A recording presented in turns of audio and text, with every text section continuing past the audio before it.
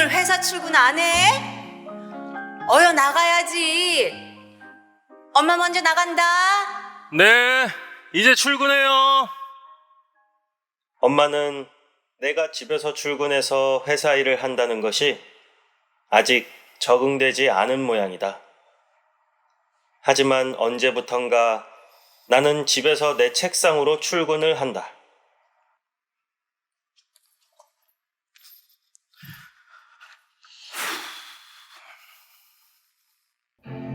인터넷 가상 공간으로 들어가면 곧 거기가 회사다. 실제로 회사는 물리적 공간을 가지고 있지 않다. 나는 회사로 출근해서 출근 도장을 찍고 직원들과 아침 인사를 하고 커피를 내려서 내 책상에 놓고 커피를 마신다. 오늘 내가 해야 할 업무 리스트를 확인하고 내가 알아야 할 정보와 내가 알려줘야 할 정보를 확인한다. 그리고 오전 내내 일을 한다. 업무 결제를 받기 위해서 부장님과 미팅을 하고 우리 부서 주간 회의에 참여한다. 그러다 보면 어느덧 점심시간. 난 식사 시간 30분 전에 점심 메뉴를 선택해서 미리 주문을 했다. 정확하게 제 시간에 점심 도착.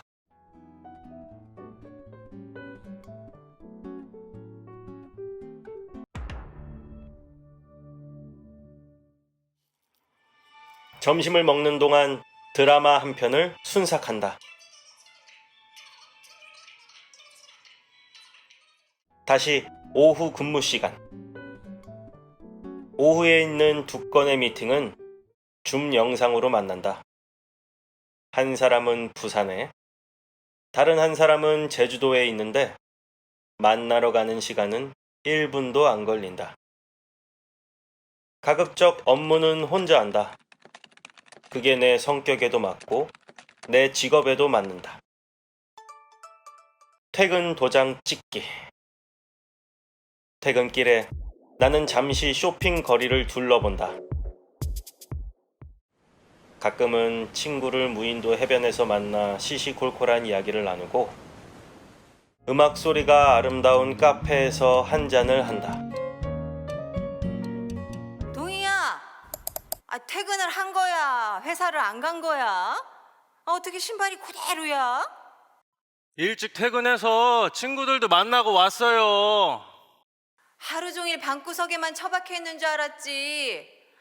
밖에 나가서 친구들 좀 만나고 그래. 네, 걱정 말아요.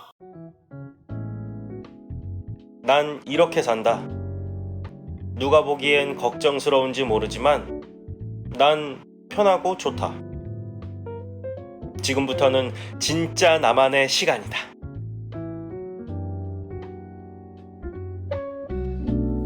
근데 혼자 뭐 하고 놀지?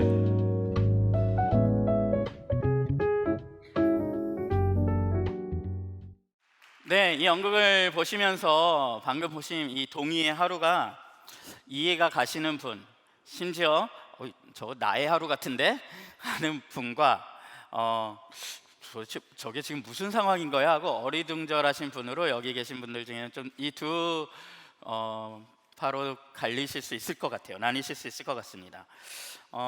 저는 개인적으로 동희야 오늘 출근 안 해? 하는데 예전에 듣던 저희 어머니 목소리가 생각나서 깜짝 놀랐네요. 이미 잘 아시는 분들도 계실 거예요. 경험하셨거나 잘 사용 중이신 분들도 계시겠지만 지금 보신, 그리고 심지어 이 연극의 배경으로 계속 무슨 그래픽으로 왔다 갔다 했던 프로그램은 게임이 아니고요, 실제로 있는 프로그램, 게임처럼 생겼지만 프로그램을 사용해서 몇 가지를 여러분들이 보시기 좀 편하게 조합해서 조금은 각색을 했지만 실제로 사용 가능한 소위 메타버스 프로그램이라고 부르는 프로그램을 소재로 우리가 지금 함께 한 편의 연극을 본 것입니다.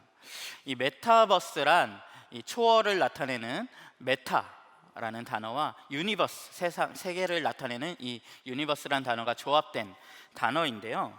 이 메타버스란 가상 공간이지만 현실에서 수행할 일들을 그대로 가상 공간으로 가져와서 가상 공간 안에서 현실에서 했을 법한 일들을 수행하게 되는 그런 공간을 말합니다. 저희 요새 뭐 이런 컨텐츠들, 뭐 유튜브나 이런 영상 컨텐츠들의 메타버스를 검색하면 뭐 부동산 투자, 뭐 이제 막 가상 공간에다 이미 막 땅을 사고 계신 분들이 있어요. 막 거기다가 부동산 투자를 해서 미리 땅을 사고 투자를 하고 이런 뭐 투자적인 설명을 해둔 영상도 많은데, 오늘은 그런 얘기를 하려는 건 아니고 그런 얘기는 좀 제하고요. 이 메타버스란 공간이 사실 남의 이야기가 아니라, 우리가 봤을 때 저렇게 사는 사람도 있어? 하는 얘기가 아니라 사실 우리 모두에게 성큼 다가온 이야기입니다. 방금 보셨던 연극의 주요 화면이 된 이 동희가 지금 출근했던 저 회사의 그래픽, 저 회사로 사용된 저 프로그램은 실제로 이번 여름에 우리 교회 청년부가 저 프로그램으로, 저 게더타운이란 프로그램인데요, 수련회를 저걸로 진행을 했습니다. 실제로. 네, 직접 모이지 않고 수련회장으로 미리 꾸며둔 저 가상 공간에 자신의 캐릭터들이 모여서 전체 집회실이 있어요. 전체 집회실에 모여서 집회도 하고, 소그룹실로 꾸며진 방이나 천막들이 있어서 거기로 각각 들어가서 소그룹 모임도 하고, 네, 그러니까 모이지 않은 것이 아니라 저곳에 모여서 수련회를 했죠. 지금 저 프로그램은 조금 그래픽도 예전에 했던 우리가 했던 그래픽 좀 좋지 않은 게임 화면처럼 보이지만, 지금 많이 사용되는 메타버스 프로그램 중에는 예쁜 그래픽을 가진 프로그램들도 이미 다수가 있고요. 이런 추세가 지금 이어진다면 메타버스라는 공간은 어마어마한 속도로 추진력으로 발전하고, 곧 우리 모두가 굉장히 리얼한 가상 공간 속 현실을 경험하게 될 것입니다. 그러면 저 메타버스라는 공간이 게임과 뭐가 다르냐라고 물으신다면, 게임은 이 현실의 나와 가상 공간의 내가 사실은 완전히 다른 존재잖아요. 다른 일을 합니다, 거기서. 그러니까 뭐 우리가 게임에서 뭘 하죠? 용을 잡으러 간다던가 뭔가 악마를 때려잡으러 간다던가 이런 일을 하는 반면에, 메타버스라는 공간은 현실의 내가 하는 일을 그냥 저기로 가져가서 하는 겁니다. 그러니까 실제 출근을 신설동의 어느 사무실로 하는 것이 아니라 가상 공간의 사무실로 하고, 회사 미팅도 아까 보셨듯이 실제로 그렇게 그 안에서 만났더니 서로의 얼굴이 뜨고, 또 얼굴이 아니라 어떤 이모티콘 같은 이미지들이 뜨고, 그렇게 같이 미팅을 하고, 심지어 뉴욕에 있는 인사들과도 아무런 제약 없이 미팅을 가질 수도 있겠죠. 비싼 비행기 값을 이제 내지 않아도 되는, 시간을 많이 소모하지 않아도 되는 일들이 벌어지는 겁니다. 그리고 이건 이미 느끼시는 분도 있고 못 느끼시는 분들도 있겠지만, 이미 좀 어린 젊은 세대로부터 이미 굉장히 위로 올라오고 있는데 굉장히 많은 파급이 돼 있어요. 소위 G세대라고 부르는, Z세대라고 부르는 20대 중반부터 10대 후반에 이르는 친구들에게 너희 메타버스가 뭔지 아니? 라고 물어보니까 절반 이상이 그런 거 모르는데요 라고 대답을 했는데, 현재 이제 메타버스의 대표적인 프로그램이 뭐 제페토, 로블록스 막 이런 프로그램들이 있거든요. 이 프로그램 이름을 들면서 이건 그럼 들어봤니? 라고 물어보니까 73% 이상이 이미 사용하고 있는데요? 라고 대답을 했습니다. 그러니까 어떤 개념이 아니라 이미 경험으로 메타버스를 너무 자연스럽게 이미 사용하고 있고 그 세계 안에 살고 있는 거예요. PPT 한번 보여주시죠. 네, 이게 아까 거보다는 좀 그래픽이 좋은 프로그램들이죠. 아까 것도 많이 사용되는 거고, 이것도 지금 가장 많이 사용되는 메타버스 프로그램인데, 이쪽이 좀 다른 프로그램이고요, 여긴 또 다른 프로그램이에요. 저런 가상 공간을 꾸며놓고 저 안에서 실제 생활들을 하는 거예요. 저기서 친구도 만나고 저기서 뭘 또 하고, 네, 저 안에 친구들끼리 같이 들어가 있어서 자신들이 꾸며놓은 공간 안에서 살아가고, 또 사람들이 꾸며놓은 공간으로 놀러 가기도 하고 이러면서 살고 있습니다. 네, 다음 화면도 한번 보여주시죠. 네, 이거는 핸드폰을 들고 다니면서 실제로 서로의 위치가 어딘지도 알아서 저렇게 그냥 돌아다니다가 저기에 있네 하면은 현실 속에서 그냥 만나서 갑자기 그냥 어떤 교제를 하기도 하고요. 막 여러 가지 일들이 저 공간 안에서 벌어지고 있는 일들이 지금 굉장히 많이 사용되고 있는 일들입니다. 이 메타버스 세상의 도래에 어떤 사람은 굉장히 신나는 사람들도 있을 것 같아요.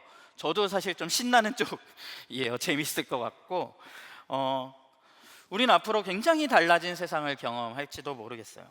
그러니까 출근을 할 필요가 없는 거예요. 출근을 왜 합니까? 출근할 필요가 없는 거예요. 심지어 사무실이 없을 거예요. 거기 말고, 이 가상 공간 말고 출근할 사무실이 없을 거예요. 어떤 미팅을 간다, 이동할 필요가 없죠. 그래서 굳이 이제 이동할 필요가 굉장히 적어지는 세상. 아까 동의의 하루처럼 그냥 그 자리에 앉아서 하루 종일 앉아 있는 것 같지만 사실 사람도 만나고 쇼핑도 하고 해변가도 갔다 왔다가 심지어 세계 여행도 다녀오는 이런 일들이 일어날 것입니다. 지금이야 조금 프로그램이 이제 초기 단계여서 개발이 안 돼서 저걸로 만족이 되겠어 하는 부분도 있겠지만 조금 있으면 보십시오. 이제 저런 부족함들도 거의 없어지게 될 거예요. 그럼 회사 입장, 기업 입장에서도 생각해 보면 사무실을 안 빌려도 돼요. 직원들의 어떤 복지 시설을 만들지 않아도 돼요. 엄청난 경제적인 절약이 있을 거고 출근 버스 같은 거 운영하지 않아도 되는 겁니다. 지금은 조금 사무직 위주로 이것들이 실행되고 있는데 이게 뭐 제조업이나 실제로 이런 것들이 일어나는 현장들도 굉장히 빠른 속도로 어떤 식으로 이것들을 활용할 수 있을지가 검토되고 있음을 이미 그런 일들이 벌어지고 있습니다. 실제로 아까 동희가 그랬던 것처럼 제가 아는 어떤 분도 최근 메타버스를 적극 활용하시는 회사에 출근하셔서 출근도 저 공간으로 하고 사람들을 저 안에서 프로그램 안에서 만나고 막 그러면서 그 어떤 때보다 못 만났던 사람들도 만나면서 이렇게 잘 살고 있는데 어느 저녁에 어머니께서 돈을 주시면서 나가서 술이라도 좀 사 먹으라고 그러면서 돈을 주시면서 제발 좀 나가라고 이런 일들이 있더라고요. 메타버스 세상이 환영받는 이유는 많지만 그 중에서도 특별히 부각되는 부분을 발견해 보자면 많은 사람들이 이게 왜 좋을까요? 우리가 재택근무를 좋아하는 이유하고 좀 비슷합니다. 내가 어떤 꼰대 상사의 갑질을 견디지 않아도 되는 거예요. 그냥 나의 공간에 그 얼굴 보지 않고 있어도 되는 겁니다. 소모적인 관계와 신경전을 벌이지 않아도 되고요. 점심 먹느라고 고민하지 않아도 돼요. 내가 먹고 싶은 거 먹으면 돼요. 마음에도 안 드는 메뉴 따라가서 먹을 필요가 없어지고 시간을 허비하지 않아도 돼요. 동료들의 이런 막 끊임없는 어떤 신세한탄 이런 거 안 들어도 되는 거예요. 물론 또 어떤 분들은 반대로 내가 어떤 이 공간 안에서 어떤 일하는 일터의 공간 안에서 내가 권력을 가지고 있는 위치였는데 그것들이 발현될 수 없음에 이것들이 굉장히 위협으로 이것들을 느끼고 있는 분들도 계실 거예요. 많은 사람들이 이것을 되게 환영하고 이런 부분을 좋아하고 있다는 것은 이러한 어떤 관계적인 에너지들, 이러한 피곤함들이 우리 삶을 엄청나게 누르고 있다는 것을 또 보여주는 반증이기도 해요. 우리는 이런 관계적인 정치적인 스트레스에 사실 굉장히 많이 지쳐 있죠. 현대인들은 이것을 정말 벗어나고 싶어하고 이 메타버스가 만들어내는 새로운 구도, 새로운 권력 구도, 새로운 관계성 이런 것들이 환영받는 굉장히 중요한 요인이 거기에 있습니다. 예전에 그 SBS에서 SBS 스페셜이라는 프로그램이 있잖아요. 거기서 40대 팀장의 하루를 좀 다룬 그것을 취재해서 요즘 전형적인 이 30대 후반에서 40대 초중반쯤의 그 직업 나이들이 보통 회사 기업 내에서 팀장쯤의 직책들을 많이 맡고 있는데 그런 사람들이 어떻게 살아가는지를 보여주는데 초점을 둔 어떤 어떤 르포라고 할까요? 그런 것을 좀 방영한 적이 있어서 제가 어떤 분이 저한테 꼭 봐야 된다면서 보내주셔서 제가 본 적이 있는데 그 40대 팀장이 상사에게 가면 상사가 왜 자꾸 현실성 없는 아이디어만 당신은 가져오느냐고, 당신 알 만큼 회사에서 경력이 쌓일 만큼 쌓인 사람이 왜 그러냐고 막 이제 타박을 받아요. 그래서 이제 상사의 오더를 받아가지고 이제 팀원들과 다시 이제 회의하는 장면이 나오는데 그 미션을 가지고 이제 회의를 하는데 팀장보다 더 자유로운 사고방식과 어떤 위계 질서에 영향을 덜 받는 팀원들이 막 본인들이 생각하는 의견들을 굉장히 자유롭게 개진하고 이래야 된다고 한다라는 말빨이 소위 먹히지 않는 막 그런 회의 가운데 있어요. 그러니까 팀장 자신은 한 번도 표현해 본 적 없는 방식으로 자신은 그런 표현을 듣게 되고 그런 의견 개진을 듣고 결과적으로 젊은 팀원들은 이 팀장이 가져온 원하는 바대로 일을 해줄 의향이 없음을 실컷 들은 다음에 다시 한번 상사에게 말해보겠다고 하고 가서 더 큰 호통을 듣고 그런 장면이었어요. 그런 장면이 있는 걸 저에게 왜 꼭 보라고 한지 모르겠는데 꼭 봐야 된다면서 보여주셨는데, 젊은 팀원들이 그 팀장에 대해서 인터뷰를 하는데 우리 팀장님은 너무 좋은 사람이고 우리를 위해서도 배려해 주시려고 굉장히 애쓰시는 것 알고 있습니다. 그리고 존경합니다. 그러나 저는 저렇게 살지 않을 겁니다. 라고 인터뷰하는 것을 보기도 했습니다. 그 위아래로 끼어 살아가는 그 모습에 제가 이입이 돼서 눈물이 날 뻔했어요. 저절로 눈물이 나는 영상이었는데, 사실 어느 세대, 어느 개인을 조망해 봐도 각자 다른 위치에서 이런 관계적인 스트레스나 어려움 가운데 우리가 살아가고 있을 것입니다. 그 속에서 우리는 내가 내 주변의 그 사람들 때문에 여러 가지 요구와 요청, 어떤 눈치를 보느라 나는 내 인생을 살지 못하고 끌려다니는 인생을 살고 있다라고, 나는 그렇게 산다라고 느끼곤 합니다. 그래서 사람들은 그런 끌려다니는 인생에서 나를 탈출시켜 줄지도 모르는 새로운 가상 공간, 새로운 근무 방식, 새로운 만남의 방식에 반응하여서 지금 이런 일들이 이렇게 폭발적인 호응을 얻으며 성장세가 있는 것 같습니다. 코로나 기간 중에 사람들은 재택근무를 하면서 또 필요한 만남은 우리도 하고 있듯이 줌과 같은 이런 화상 프로그램들을 통해서 만나면서 이 새로운 체제의 유익을 이미 경험하고 적응하고 누리고 있습니다. 그러니까 집에 있어도 일은 똑같이 해요. 그렇죠? 일은 똑같이 하겠지만 상사나 주변 사람들의 눈치를 보지 않아도 되는 근무 환경, 그것이 좋다라고 느끼는 거죠. 좀 더 어린 세대들이 SNS라는 공간에서 자신들이 있을 곳을 찾아다니는 이유도 사실 이것과 비슷합니다. 자신들만의 놀이 공간, 자신들만의 교제 공간이 필요한 거예요. 어떤 20대 청년이 이렇게 말하는 걸 인터뷰를 본 적이 있어요. 인스타에서 부모님이 나에게 친추를 하는 순간에 우리의 인스타 생활은 끝이 났다. 그래서 실제로 지금 10대, 20대들이 인스타를 엄청나게 이탈하고 있대요. 전 이제 인스타가 뭔지 보고 있는데 이미 이탈이 시작됐다는 거예요. 그래서 그 윗세대가 유입되기 시작하면 그 SNS는 수명이 다한 거래요. 그래서 페이스북에서도 이미 많은 젊은 세대들이 떠나 있지요. 지금은 인스타를 또 떠나고 있다고 말을 하더라고요. 자, 이제 이런 현상들이 뭘까를 한번 이야기해 보지요. 가만히 이것을 들여다보면서 사람들이 요즘 무엇을 좋아하고 무엇에 따라 움직이고 무엇에 마음이 끌리는가를 살펴보면 나의 자유로움, 나의 편리성, 나의 편의성, 내 스트레스가 없는 곳, 그것을 찾아 움직인다라는 것을 알 수가 있습니다. 한마디로 지금 어떤 관계들, 나를 둘러싼 관계들이 재편되기를 원하는데 그 관계가 재편되는 기준이 나의 편의성에 있다는 거예요. 그러니까 업무 효율이나 어떤 자기 개발이나 어떤 경제적 이익이나 어떤 공동의 선을 추구하는 것, 그런 여러 목적이 될 수 있는 후보 중에 나의 편의성이라는 항목에 매우 높은 점수를 주면서 그 나의 편의성을 확보해 주는 것들이 높은 인기를 구가하며 그것이 굉장히 중요한 기준으로 자리 잡고 있다는 것입니다. 이러한 새로운 플랫폼의 방식이 예전에는 나의 편의성을 전혀 고려해 주지 않던, 내 편의성이 고려되지 않던 방식의 관계망에 나를 두던 삶에서 이제는 나의 편의성만을 고려해도 되는 관계망으로 나의 삶을 이렇게 시프트 해주는 거예요. 옮겨주는 거예요.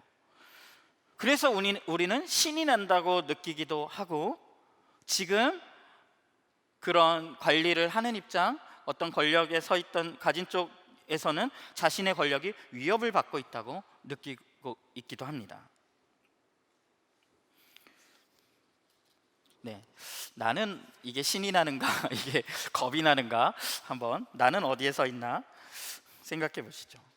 어떤 일들이 일어날까 저는 참 궁금하기도 하고요. 앞서 말씀드린 대로 사실은 기대되는 바가 굉장히 큰 그런 기대를 가지고 있는 사람이기도 합니다.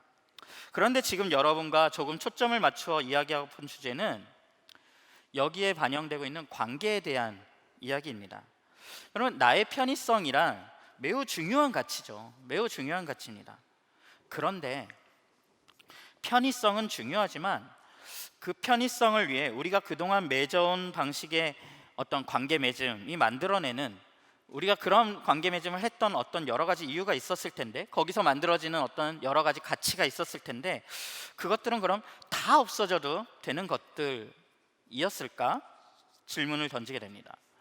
편리성이라는 가치 아래 그냥 그렇게 그냥 뚝딱 대체해버려도 되는 걸까? 대체하되 그 가운데는 우리가 좀 검토하고 지켜내야 할 가치들도 있지 않을까? 솔직히 말하면 우리는 이 고민을 너무 쉽게 그냥 패스해버렸거나 혹 앞으로 변화 속에서 질문이나 사실 고민을 던지는 거에 우리는 익숙치 않죠. 그냥 변화에 우리를 내어 맡기는 편입니다. 너무 빨리 변화의 흐름에 그냥 주어진 대로 우리는 또 살아갈 것입니다. 그동안 그렇게 살아온 데이터가 있어서 우리는 그럴 거라는 것을 예측할 수 있죠. 다시 말해서 나의 편의성이라는 가치는 중요하지만 다른 모든 것들을 희생해도 될 만큼 그것만 중요해도 괜찮은 것인가? 아니, 어떤 가치들이 희생되고 있는지, 어떤 것들은 좀 챙겨야 되는지 따져보지 않아도 괜찮은가? 자, 그런데 만약에 우리가 그것을 따져보았더니 그동안 맺었던 관계들이 어떤 가치를 만들어냈는가 따져보았더니 나의 편의성을 압도할 만한 다른 가치가 별로 없는데? 라고 느끼신다면, 그런 결과를 우리가 도출해낸다면 그건 사실 우리가 지금 맺고 있는 관계성에 대해서 사실은 더 큰 경종을 울리는 이야기가 됩니다. 우리가 아무런 의미를 만들어내고 있지 못하는 거예요. 우리가 맺고 있는 관계들이.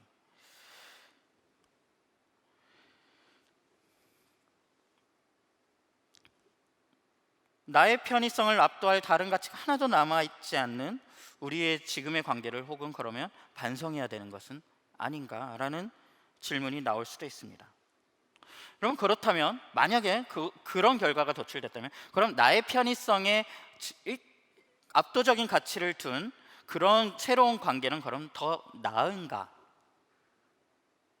어쩌면 우리가 느끼는 호불호가 서로를 관계를 이용 가치로만 보고 있다라는 뜻이 될 수도 있는 이야기입니다.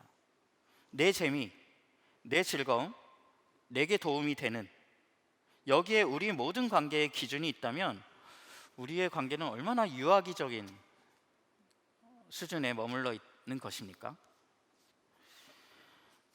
우리의 관계가 어디에 서 있는가 저절로 묻게 되는 지점에 우리가 서 있는 것입니다. 미래를 그린 영화들을 우리가 보게 되면 굉장히 많죠. 많은 영화들이 인류의 굉장히 우리 앞으로의 미래들을 그리고 있습니다.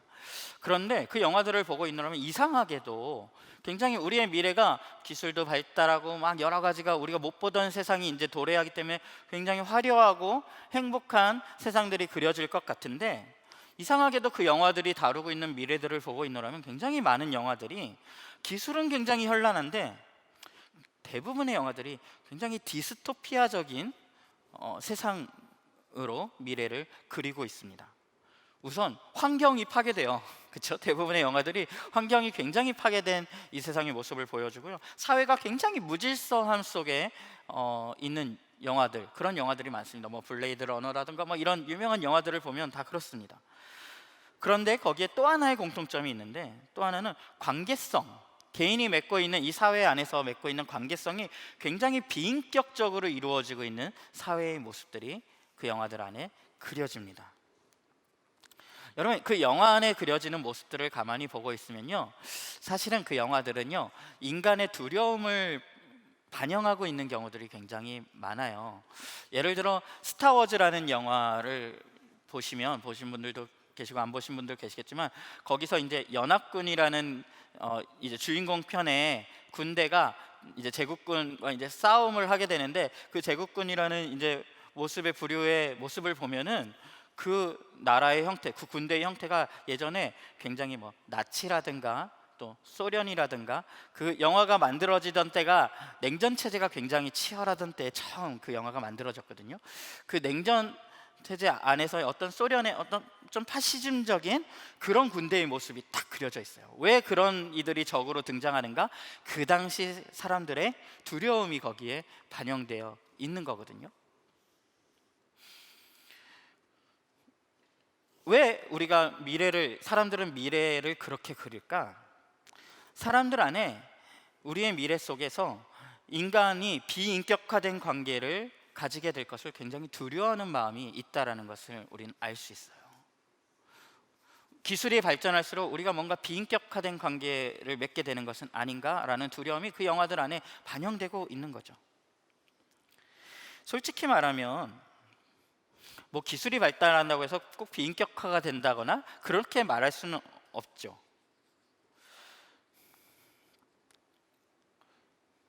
그럼에도 불구하고 우리가 지금 우리 시대로 다시 돌아와서 우리 시대의 경우에 그래도 많은 경우에 우리는 정말 좋아하고 보고 싶어하는 사람들이 있다면 아무리 좋은 메타버스 프로그램을 가져다 줘도 여러분들 거기서만 그 사람들을 만나실 것 같으신가요? 거기서도 만나고 실제로도 물리적으로도 만나고 싶어 하실 것입니다. 가족을 물리적으로도 얼굴을 보고 싶어 하겠죠? 사랑하는 연인을, 좋아하는 친구를 그렇게도 만나시겠죠? 근데 만약에 우리가 아닌데요? 메타버스에서 만나는 것으로 충분한데요? 저는 더 이상 굳이 만나고 싶은 사람이 없는데요? 라고 한다면 우리가 얼마나 많은 관계들에 있어서 어쩌면 좀 그 이상의 관계로 못 넘어가고 있는 관계들을 우리가 많이 유지하고 있는 것이다 라고 생각할 수도 있습니다. 그러니까 이 메타버스에서 만나서 문제가 되지 않는 관계들은 뭐 같이 노는 관계들도 그럴 수 있고요. 지금 젊은 세대들은 거기서 놀기 때문에 또 더 많은 관계들은 어떤 비즈니스, 지금 회사에서 출근해서 만나는 관계들은 저기서 만나는 걸로 충분한 거예요. 어떤 뉴욕에 있는 어떤 다른 회사 바이어와 만난다? 그걸로 충분한 거예요. 왜? 거기서 우리가 이용 가치가 서로 있어서 만나는 것이고 거기서 그 이용 가치를 나누고 있기 때문에 충분한 것이거든요. 만약에 우리가 저기서 만나는 관계들로만 좀 충분한데요 라고 하는 미래를 우리가 만든다면 우리가 정말 비인격적인 관계들로만 나의 관계를 이루고 있다는 것을 우리가 오히려 말하게 되는 현상이 되는 거죠. 우리가 어느 날 그럴 수 있어요. 예전에는 내가 어쩔 수 없이 만나야 했는데 이젠 안 그래도 되네, 만날 사람이 하나도 없네 라고 우리가 어느 순간 느끼고 있을지도 모릅니다. 정말 그게 괜찮은 걸까? 정말 반대로 좀 질문을 바꿔서 정말 메타버스 시대에 걸으면은 많은 사람들이 그 새로운 시대를 나의 관계의 탈출구로 여긴다라고 했잖아요. 새로운 관계망의 구축, 새로운 구도, 새로운 권력적 구도, 이것이 너무 좋고 신나고 기대된다라고 말을 했잖아요. 정말 메타버스 시대에 우리의 관계들은 그럼 나아질까? 아니, 더 바꿔서 그럼 나의 편의성 측면에서 그건 정말 좋은 일일까? 나의 스트레스는 정말 완화될 수 있을까? 라고 질문을 던져보죠. 사실 여러분, 지금은요 저런 프로그램들이 아직은 초보적인 단계고 아직은 어설퍼서 그렇죠. 여러분, 아직 기업들이 저것들에 아직 적응하지 못해서 내가 재택근무를 하고 있을 때 내가 뭐 커피도 마시고 조금 더 막 이러는, 좀 놀기도 하고 이런 것들이 지금은 좀 편할 수 있지요. 근데 그것이 계속 유지될 거라고 생각하시는 것은 매우 순진하고 나이브한 생각이실 수 있습니다. 아직 관리적 시스템이 구축이 덜 돼 있을 뿐일 수 있는 거예요. 지금 잠시 권력의 공백이 저기에 있을 수가 있는 거예요. 여러분, 솔직히 말하면요, 사실은요 훨씬 숨막히는 관리가 가능합니다. 이건 온라인 게임이라는 게임들을 해보신 분들은 아셔요. 온라인 게임을 해보시면요 거기서 어떤 게임을 플레이어가 내가 게임을 한다고 치면 게임을 할 때 내가 어디 가서 누구를 때렸어요, 여기서 어떤 마법을 썼어요, 여기서 어느 타이밍에 뭐 이렇게 동료들을 도와주는 역할을 했어요. 그게 몇 시 몇 초에 어떤 상황에서 했는지 기록이 다 나와요. 정말 쓸데없어 보이는 기록까지 그것들이 다 기록이 돼서 얘가 이 타이밍에 여기 있었어야 되는데 왜 쟤 저기 있었어, 이 타이밍에 얘가 이걸 했어야 되는데 왜 얘 멍 때리고 있었어, 이런 기록들이 거기 다 나오거든요. 여러분, 우리가 저런 환경에서 일을 한다는 것은 관리를 하기 시작하면 굉장히 숨막히는 관리적 환경이 될 수 있는 여지가 있는 거죠. 그러니까 저게 우리의 자유를 보장해 준다? 그건 아직은 그럴 수 있다. 게다가 보십시오. 회사에 내가 취직을 했지만 사실은 면접을 보고 이런 단계들도 한 번도 만난 적이 없기 때문에 나랑은 내 상사가 나의 고용주가 나랑은 한 번도 얼굴을 마주하지 않은 사람일 수 있어요.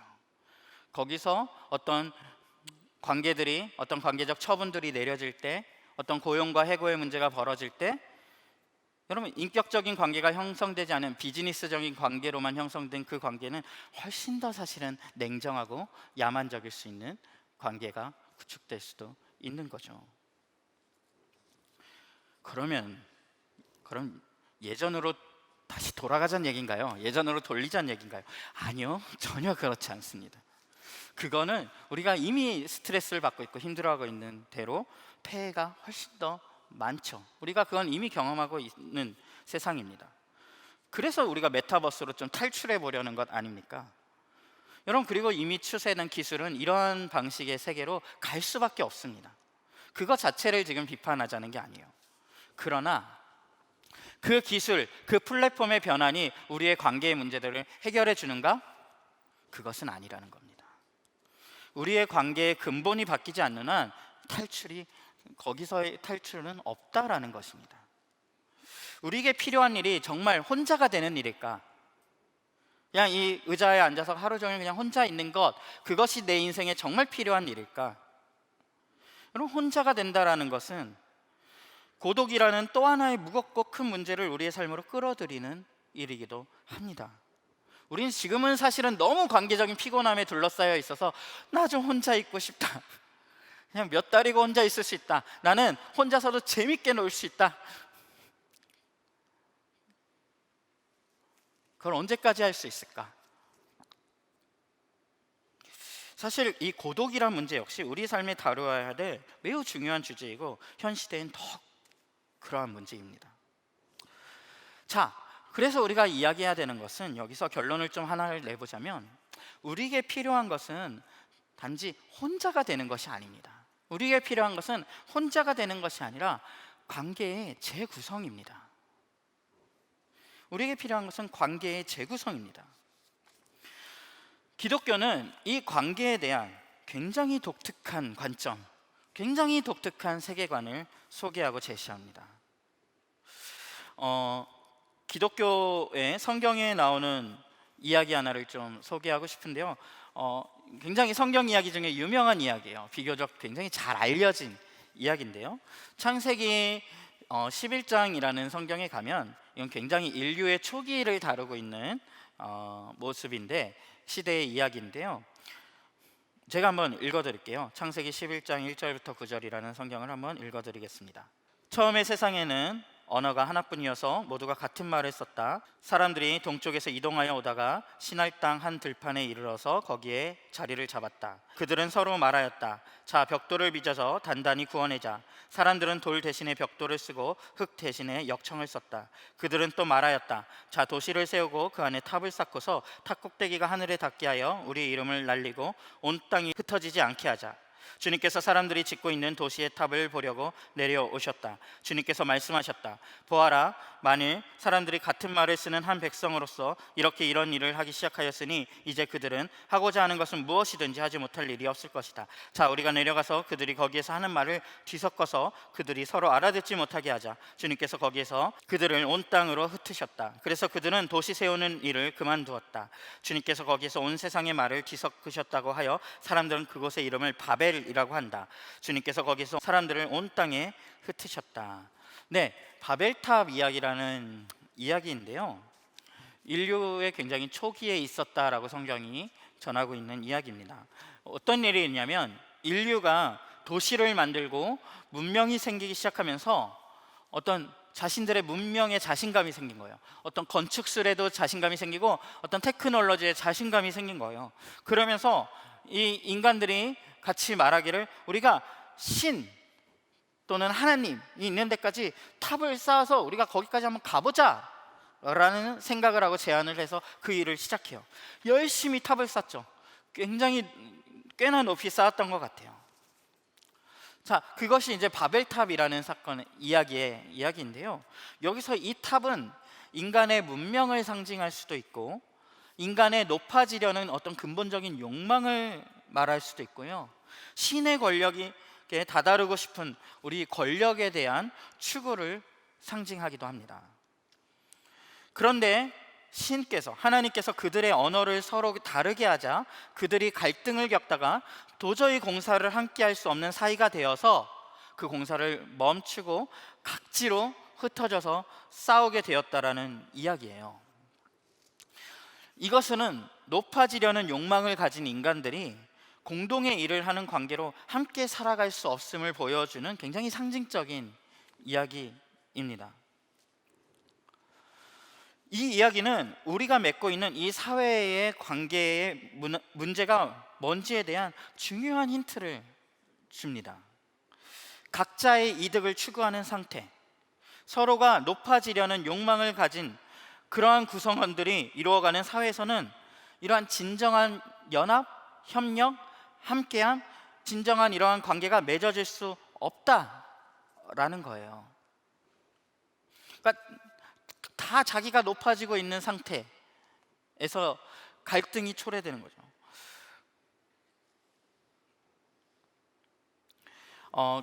기독교에서는 이거는 조금 넘어가고요. 그러니 메타버스 공간에서도 만나고 물리적 공간에서도 만나고 싶은 관계가 아니라 에너지를 최소화하면서 만나도 충분한 관계들로만 인간은 자신들의 관계를 남겨놨을 때 거기에 그들 안에 있는 욕망이 무엇일까에 대한 이야기가 들려주고 있는 거예요. 이건 굉장히 불행한 일이에요. 사실 인간은 이 관계라는 개념 안에서 인생의 의미를 발견하고 굉장히 큰 행복을 누리거든요. 우리는 뭘 가지는 것이 행복일 거라고 인간들은 자꾸 생각을 하지만 사실은 그건 굉장한 착시죠. 가지는 것조차, 뭘 가져서 좋은 것조차 내가 가졌다라는 것을 보아주는 이들이 있기 때문에 그것이 의미 있다고 느끼는 것인데, 우리는 그것을 내가 뭘 더 가져서 행복한 거라고 착각을 하곤 하죠. 그래서 인간들은요, 신에게 도전하고 싶은 상태, 나의 욕망이 거기까지 다다르고자 하는 상태, 그것을 굉장히 추구하는 본성을 가지고 있고, 이 높아지려는 욕망을 가진 인간이 이 관계의 문제를 어떻게 풀 수 있을까, 그것이 우리의 관계를 푸는 열쇠가 되는 것입니다. 그래서 기독교는 관계에 대한 몇 가지 굉장히 독특하지만 중요한 아이디어, 개념, 관점, 세계관을 제시하는데, 첫 번째가 크기에 대한 것입니다. 크기, 높낮이라고도 할 수 있는데요, 그럼 우리의 문제가 뭐라고요? 높아지려 하는 문제, 커지려고 하는 문제, 내가 네 위에 서고 싶어 라는 이 문제를 해결하지 않고는 우리는 진정으로 관계 맺는 일, 친구가 되는 일로 나아갈 수 없다라는 것입니다. 그래서 기독교는 이 문제를 해결하는데 굉장히 관심이 많습니다. 그래서 성경 안에 예수님께서 계속해서 자신이 어떤 일, 그리고 자신이 만들려는, 세우려는 나라가 어떤 나라인지를 보여주는 장면 중에 이런 표현이 계속 언급되는데요. 마가복음 9장 35절이라는 성경에 이렇게 예수님이 이런 말을 하십니다. 예수께서 앉으신 다음에 12제자를 불러놓고 그들에게 말씀하셨다. 누구든지 첫째가 되고자 하면 그는 모든 사람의 꼴찌가 되어서 모든 사람을 섬겨야 한다. 이런 비슷한 이야기가 또 다른 데도 나오는데요. 누가복음 13장 30절이라는 성경에 가면 보아라, 꼴찌가 첫째가 될 사람이 있고 첫째가 꼴찌가 될 사람이 있다. 자, 이게 뭐예요? 계속해서 누군가가 자기가 큰 사람이었는데 그런 사람들은 작은 사람이 되고, 제일 끄트머리에 있던 사람들은 제일 첫 번째 오는 사람이 될 거다. 어디서? 내가 세우려는 그 나라에서, 기독교가 말하는 그 나라에서, 기독교가 함께 꿈꾸고 이루어가려는 그 나라 안에서 그렇다라는 거예요. 꼴찌가 첫째가 되는 나라. 이게 뭘 말하니까? 우리가 인지하고 있는, 우리가 통상적으로 이 사회 속에서 경험하고 있는 그 높고 낮음, 크고 작음이 없어지는 세상이 필요하다라는 이야기예요, 우리 안에. 그래서 성경 안에서는 끊임없이 약자들을 먼저 챙겨라, 약한 자들을 먼저 너희가 돌아보아라, 너희 사회가 그들과 먼저 함께 해야 된다, 이 이야기를 끊임없이 들려줍니다. 기독교가 이러한 관계에 대한 생각, 이러한 세상에 대한 생각을 가지고 있기 때문에, 그래서 한국에 기독교가 처음 들어오던 때에 어떤 개화기 시대죠. 그때 아직 이 양반과 어떤 이런 평민의 신분의 벽이 아직 공고하던 때에, 견고하던 때에 이 사회에서 있을 수 없는 일들이 이 기독교 공동체 안에서 일어나곤 했습니다. 그 한 이야기 중에 조덕삼이라는 양반이 있었는데, 그가 자신의 집에 마부로 데리고 있던 이자익이라는 사람, 이렇게 두 사람이 있었는데, 이자익이라는 사람을 어린 아이 때부터 자신의 집에 들여서 뭐 일도 시키고 돌봐주기도 하면서 그렇게 이제 살고 있었습니다. 그런데 나중에 이 조덕삼이라는 양반이, 이분이 기독교 신앙을 받아들이고서는 자신이 기독교 교회의 장로가 됩니다. 그러고 나서 그가 무엇을 하냐면요, 자신의 집에 마부로 있던 이 이자익이라는 마부를 신학 공부를 할 수 있게 시켜서 나중에 이 이자익이 그 조덕삼 장로가 있는 교회의 목사가 되는 일이 일어납니다. 그러니까 마부가 목사가 되고 양반이 그 교회의 장로로 함께하는 굉장히 파격적인 일이 있었던 거죠. 이건 금산교회라는 교회, 지금도 그 교회 자체 건물은 남아 있는데요, 그 교회에서 있었던 일입니다. 그리고 또 서울의 종로 인사동에 오면 승동교회라는 교회가 있는데, 그 교회는 비슷한 시기에 박성춘이라는 백정이에요. 백정이 양반들과 함께 교회를 다니는 거죠. 양반들과 백정이 같은 데서 예배를 드리고, 이것 자체가 그 사회에선 굉장히 받아들여질 수 없는 일이었는데, 나중에 이 박성춘이라는 백정이 그 교회의 양반이 되는, 백정이 양반이 되는, 그리고 그 박성춘 장로의 아들은 세브란스 병원의 의사가 되는, 당연히 백정의 아들은 뭐가 돼야 되죠? 백정이 되어야 되는데 의사가 되는 일들이 일어납니다. 이것들이 기독교라는 이 사상이 전해준 새로운 관계에 대한 세계관, 생각들 때문에 실제로 역사 속에서 일어났던, 기독교 공동체들 안에서 일어났던 일입니다. 여러분, 어떻게 이런 일들이 가능할 수 있었을까요? 기독교인들은요, 자신이 스스로 인생의 주인이 아님을 압니다. 자신이 주인이 돼서 내 힘으로 내 인생을 책임진다는 것이 얼마나 말도 안 되는 이야기고 얼마나 무서운 이야기고 사실은 굉장히 불안정한 일이라는 것을 알고 있죠. 사실은 이 이야기를 듣고 계신 모든 분들이 내 인생이 내게 달려있다라는 이 사실이 얼마나 두려운 일인지 어렴풋하게나마 다 사실은 알고 계실 것입니다. 사실은 우리를 만드시고 계획하신 하나님이 계시다는 사실을 기독교인들은 알고, 그분이 내 인생의 주인임을 압니다. 그 앞에서 인간이 얼마나 연약한 존재이고 자랑할 것이 없는 존재인지를 깨닫죠. 한때는 내 힘으로 내 인생을 멋지게 살아볼 수 있다고 생각하기도 했지만 지혜로운 사람일수록 그것은 너무 어려운 일이라는 것을 빨리 깨닫습니다. 그래서 기독교에서 흔히 모든 인간은 죄인입니다라는 이야기를 자꾸 하잖아요. 많은 사람들이 기독교에서 그런 이야기를 하는 것에 대해 굉장히 기분 나빠하는데, 기독교에서 말하는 죄란 1차적으로 어떤 윤리적인 죄, 당신이 범법자입니다 이런 말을 하는 것이 아니라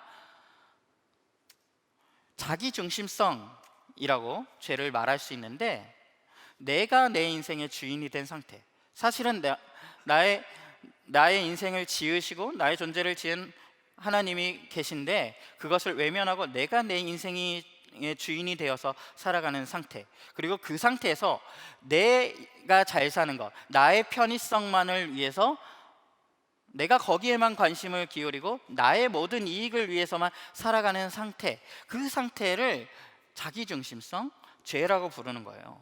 거기서 사람들은 무엇을 하게 되죠? 나의 이익만을 챙기면서 나와 관계된 모든 사람들을 이용 가치로 판단하게 되고, 사실은 내 세계 안으로 들어오는 것을 막는, 배제하고 소외시키는 일들을 하게 되고, 심지어 나의 인생을, 나의 존재를 만든 신의 존재, 하나님의 존재조차 차단하게 되는 일들을 하게 되는 거죠. 그것이 기독교가 말하는 죄의 상태, 자기중심성이라는 상태입니다.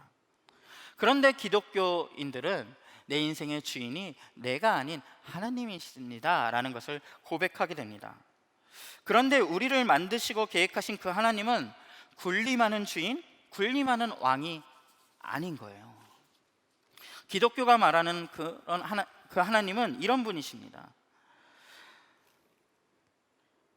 하나님께서 인간들의 문제를 해결하기 위해서 이 땅에 직접 오시게 되는데,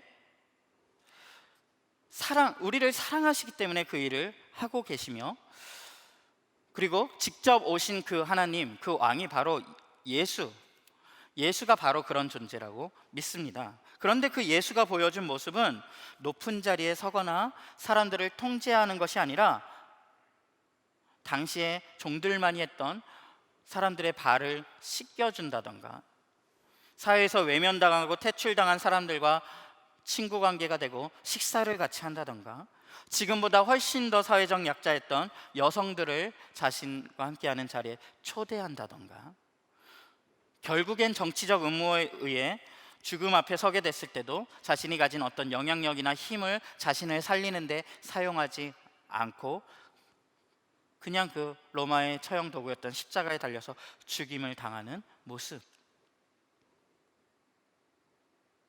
그것이 기독교가 말하는 하나님이라는 주인, 왕의 모습입니다. 그 왕에게 갚을 수 없는 사랑을 받은 존재들이 우리 인간이라는 것이 기독교인들의 고백입니다.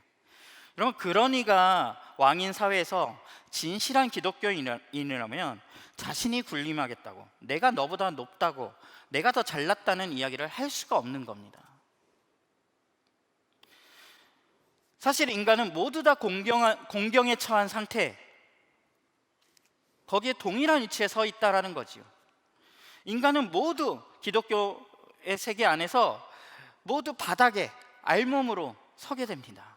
아무것도 가지지 못한, 아무것도 해결할 수 없는 존재, 그리고 거기서 갚을 수 없는 그 사랑과 은혜를 받는 존재로 거기에 서게 됩니다. 비참한 존재가 아니라 그 왕, 그 주인이 한없는 사랑을 거기에 부으시는, 정말 사랑에 맞지 않는 존재로 하나님을 만나게 됩니다. 그 앞에서 우리는 개인의 잘남이 아무런 의미가 없음을 알게 됩니다. 그 사랑을 받은 존재들은 이제 내가 너보다 높아 라고 말하는 대신에 서로를 정말로 바라봅니다. 신분이나 직이나 네가 가진 것이 뭔데, 그것을 보는 것이 아니라 진짜 서로의 존재를 보게 됩니다.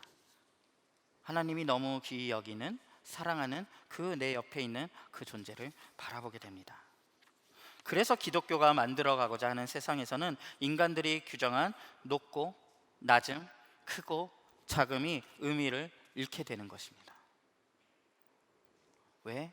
가장 높은 그 주인이, 그 왕이 가장 낮은 자리에 섰기 때문에. 이어서 기독교는 어쩌면 여기서 더 독특할 수 있는 관계에 대한 새로운 관점, 세계관으로 우리를 끌어들입니다. 우리를 향해서 뭐라고 하냐면요, 우리 모두가 서로가 연결되어 있는 한 몸으로 연결된 유기체라고 해요. 나는 난데, 우린 다 그렇게 알고 있지 않습니까? 나는 남이 아닌 난데, 기독교는 그렇지 않다라고 말해요.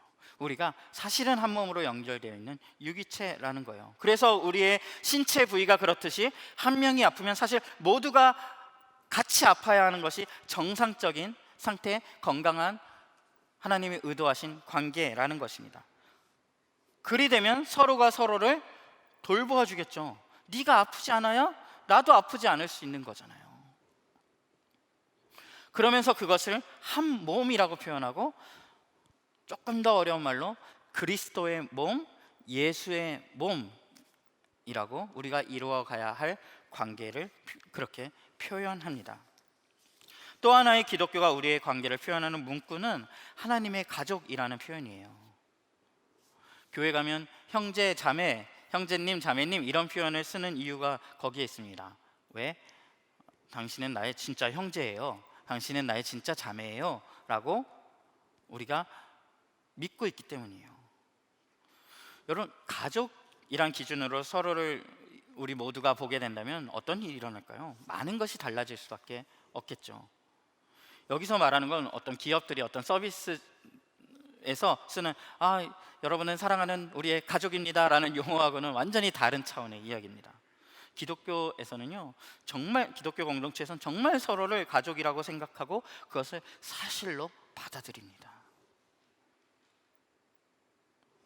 그래서 우리는 다 연결되어 있는 존재라는 것을 우리는 기독교인들은 실제로 믿어요. 그리고 이 연결이 이어지고 이어져서 하나님 나라라는 나라를 함께 이루어 가고자 해요.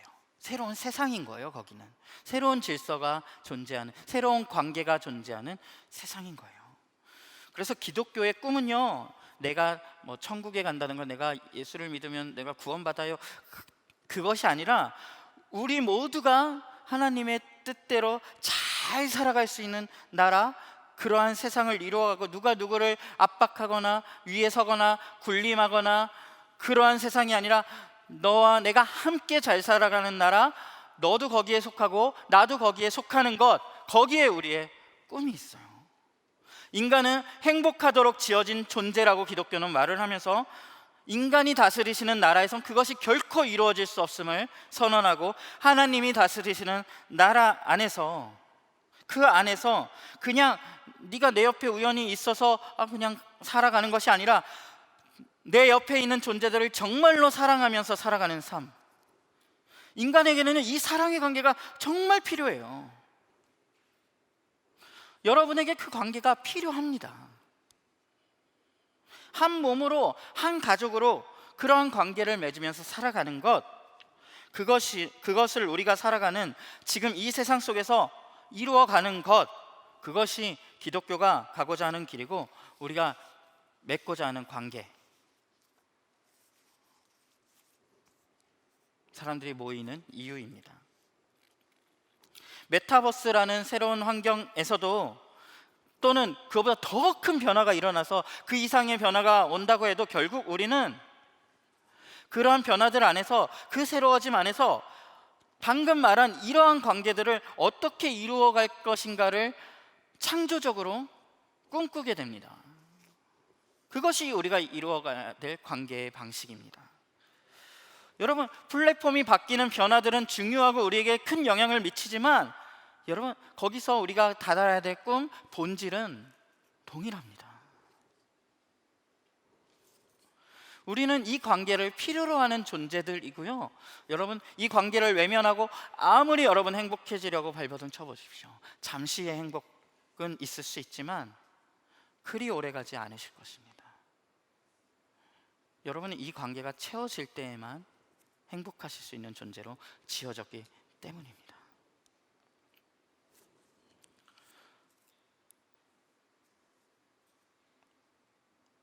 여러분, 아직도 세상의 어떠한 플랫폼으로 그 구도가 바뀐다면 내가 새로운 관계를 맺을 수 있다고, 그 관계 안에서 나는 행복할 수 있다고 믿으시나요? 기독교의 이 초대에 한번 귀를 기울여 보시면 좋겠어요. 여러분, 우리가 당신의 인생에 그 이상의 의미가 있다면 이라는 주제를 가지고 이야기를 나누고 있습니다. 여러분, 우리가 듣는 세상의 여러 이야기들은 가만히 사실 들여다보고 생각해 보면 우리 인생의 의미에 대해서 많은 것을 알려주지 못한다라는 인상을 받지 않으시나요? 그러나 여러분, 여러분의 인생에는 정말 중요한 의미가 있습니다. 그리고 기독교와 성경은, 그리고 여러분이 꼭 만나셨으면 하는 예수는 여러분을 그 인생의 의미로 초대하고 그 길에 동행하고자 합니다. 여러분의 인생, 정말 그 소중한 인생을 소중하게 사셨으면 하는 간절한 바람입니다. 여러분의 인생에는 정말 중요한 의미가 있음을, 그 의미를 알아내고 그 의미에 대해서 말해주는 이야기들의 귀를 기울여야 함을 꼭 말씀드리고 싶습니다. 여러분, 여러분의 인생에는 진짜 중요한, 여러분이 그동안 알아오시고 생각한 것보다 더 중요한 그 이상의 의미가 있습니다. 우리 1분간 침묵하도록 하겠습니다.